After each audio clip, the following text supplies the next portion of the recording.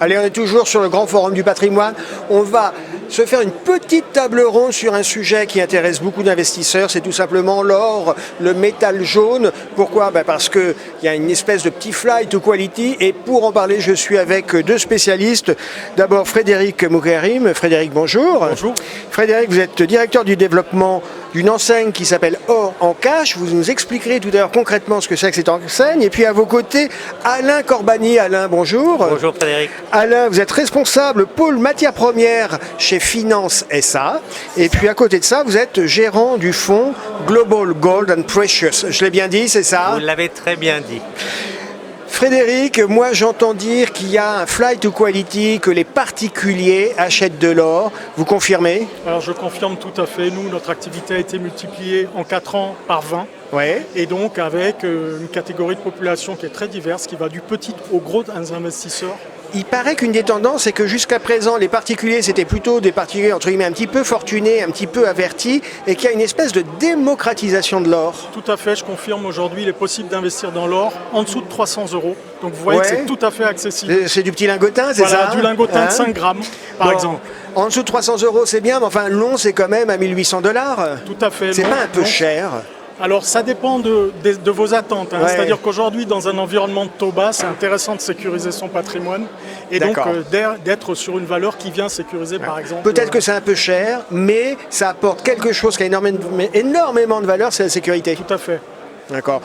À vos côtés, je le présentais tout à l'heure, Alain Corbani. Alors, vous gérez un fonds, vous avez le nez en permanence sur les valeurs orifères. 1800 $ l'once, c'est cher, c'est pas cher. Vous voyez quoi à la fin de l'année? Ce n'est pas cher du tout. C'est pas cher du tout, c'était à 1200 il y a quelque temps. Il y a combien de temps? Ouais, il y a 5 ans, il y a 400, ouais. Alors, 1200, on était à la fin du cycle de baisse, c'est-à-dire en 2015. Ouais, c'est ça. C'est-à-dire fin 2015, on était même tombé à 1100. Ouais. Et en fait, la vraie question à se poser, c'est pourquoi est-ce que l'or est monté entre le refuge, 2100? Non, on est inquiet. On n'est pas inquiet, ce sont les taux, c'est une histoire de taux et c'est une histoire de devises américaines. L'or s'apprécie lorsque les taux réels baissent, l'or s'apprécie lorsque la devise américaine baisse. Et c'est exactement ce que l'on a eu depuis fin 2015. Donc 1800 $, le prix de l'or, je vous rappelle juste que c'est 200 $ de moins que le pic qu'on a connu il y a quelques mois. D'accord. Donc on est en repli, on peut faire des achats sur repli. Je pense que pour les mines d'or, elles sont significativement survendues, mais vraiment survendues. Pour les spécialistes de l'analyse technique, on a des RSI de 30. D'accord. Donc dire que c'est un secteur sur lequel l'investisseur s'est massivement porté et serait erroné, vraiment erroné. Et vous êtes très complémentaires parce que Frédéric, d'un côté, vous vendez de l'or physique, ça va être des lingots, ça va être des monnaies. On va y revenir, des monnaies, parce que la monnaie, ça a une bonne portabilité. Et puis vous gérez, entre autres, un fonds qui investit sur des valeurs orifères, c'est-à-dire des mines d'or. Exactement. Et donc on l'oublie souvent, jouer l'or, ça peut être le métal, mais ça peut être aussi les entreprises. Le métal, l'or d'investissement, ça peut être du lingot, du lingotin, ça peut être des Napoléons. Tout à fait. L'or d'investissement, c'est des lingotins et des lingots de 5 grammes à 1 kg et des Napoléons, évidemment. 1 kg, c'est 47 000. 1 kg, c'est 47 000. Aujourd'hui, c'est un peu plus de 47 000. C'est encombrant. Alors, j'allais pas dire c'est plus simple, mais c'est vrai que pour quelqu'un qui débute ou qui n'a pas un niveau de fortune très important, 300, un ticket de 300 € sur un Napoléon, ça permet de démarrer, de prendre rendez-vous. C'est tout à fait accessible et en fonction de son besoin de liquidité, on peut panacher entre des lingotins et des pièces, ce qui permet aussi des solutions de stockage différentes. Il faut savoir que nous, on offre un service de conservation à nos clients en salle forte en France. Donc ça, c'est important de le noter. Bien sûr, c'est important. Voilà. Et pour les investisseurs un peu plus importants, on enlève une grosse épine du pied, en fait. Bien sûr. C'est qu'ils ne se posent pas la question de la sécurité. D'autre part, du fait de notre réseau partout en France, on est capable de livrer à moins de 45 minutes de chez vous. D'accord. Voilà. Les gens privilégient quoi aujourd'hui? Parce que vous le disiez, il y a une large palette, du lingot au lingotin, le lingot à 47 000.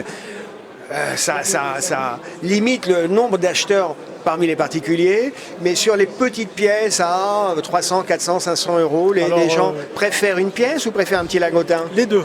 Les deux. Très clairement, on a des stars en France. Le Napoléon, parmi les pièces, il y a une valeur symbolique, historique, est toujours très présente, mais dans les lingotins, le 10 grammes, le 20 grammes sont des références qui sont liquides, très accessibles, faciles à stocker, donc qui partent très très bien. D'accord. Et là, effectivement, ça permet en quelque sorte de décimaliser. Parce qu'on prend le poids qui nous intéresse. Alain Corbeny, ce fonds que vous gérez, le Global Gold and Precious, c'est un fonds action sectoriel. Or, ça s'adresse à quel type d'investisseurs? Ça joue quel rôle dans un portefeuille? Les mines d'or ont un effet de levier 2 à 3 fois supérieur à celui de l'or physique. D'accord. Donc, la volatilité est forcément supérieure à l'or physique. Par contre, si on regarde ce qui s'est passé sur ces 5-6 dernières années, sur ce cycle de hausse, parce que l'or n'est pas une valeur refuge, c'est une valeur cyclique, c'est important, eh bien l'or s'est apprécié de 65%, les mines d'or ont fait 200%. D'accord. Donc si est-ce que c'est pas trop cher maintenant pour rentrer? Parce que vous me dites les mines d'or ont fait 200%, donc moi je note, je me dis c'est bien, mais est-ce qu'il ne fallait pas rentrer plus tôt? Ça aurait été mieux de rentrer plus tôt, mais maintenant il y a encore un potentiel de hausse. Écoutez, les mines aujourd'hui se payent une décote de 50% par rapport à leur valorisation relative au prix de l'or, par rapport au pic du cycle précédent, c'est-à-dire 2011. D'accord. Donc elles sont 2 fois moins chères par rapport à l'or physique, par rapport à il y a 10 ans. D'accord. Donc la question ne se pose pas en termes de valorisation. Sur ces valeurs minières, il y en a un certain nombre qui sont sur les marchés émergents. Oui. Marché émergent dit souvent volatilité, manque de visibilité. C'est pas un facteur d'inquiétude pour les investisseurs? Écoutez, nous sommes des stock pickers dans ce fonds Global Gold and Precious, donc on ne fait pas de la gestion passive. D'accord. Donc notre sélection de valeurs, justement, tient compte de ce risque géopolitique, évidemment. D'accord. Frédéric Mouriam, j'aimerais qu'on revienne, si vous deviez à des particuliers donner 3 conseils concrets. C'est quoi les conseils? Achetez de l'or tout le temps. D'accord. Voilà. Ne vous appuyez pas sur le cours, puisqu'évidemment on sait quand on regarde une courbe sur 20 ans que les périodes de baisse sont beaucoup plus courtes que les périodes de hausse. Diversifiez. Pas le nez dans le guidon. C'est pas, exactement. L'or, très clairement, est un produit qui complète parfaitement un portefeuille classique.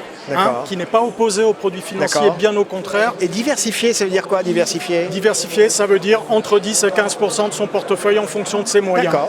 Voilà. Okay. Surtout pas de l'épargne disponible, puisqu'on sait que c'est de l'épargne de précaution. Voilà. Et puis quand même avec une fiscalité qui reste très intéressante, puisque à l'achat et à la détention, elle est très intéressante. C'est clair, Frédéric Mouriam, merci. Allez, un petit mot de conclusion, Alain Corbeny. Un petit mot de conclusion. Les mines d'or, en 2 mots, ce sont des valeurs cotées en bourse. Elles ont une direction d'entreprise, elles ont une stratégie d'investissement, elles ont un bilan, un compte de résultats, et on les choisit sur ces bases-là. C'est très clair. Frédéric, Alain, merci d'avoir été avec nous et puis merci de nous avoir donné des points de vue complémentaires pour jouer ce qui est considéré quand même comme la grande valeur refuge, soit le métal physique, soit effectivement les valeurs orifères. Merci. Merci à vous et à bientôt. Frédéric.